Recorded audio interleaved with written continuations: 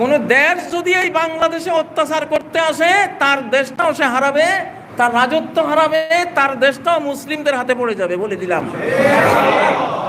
ইনশাআল্লাহ।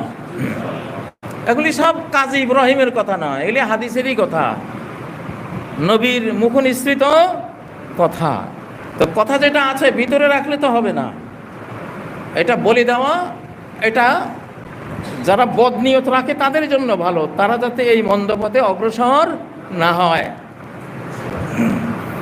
আপনি আমার সাথে পারতে পারেন, আপনি 1 কোটি মানুষের সাথে যুদ্ধ করে পারতে পারেন, আপনি এক আল্লাহর সাথে কি লড়াই করে পারবেন? সাধ্য আছে? সাধ্য নাই প্রিয় বন্ধুরা। অতএব বাংলাদেশের মানুষকে স্টাডি করলে আমরা দেখি কিভাবে মানুষ এতটা আল্লাহ ভক্ত হয়েছে। আমাদের যে বাচ্চাদেরকে আমরা বলতাম মোবাইল অ্যাডিক্ট, সারাদিন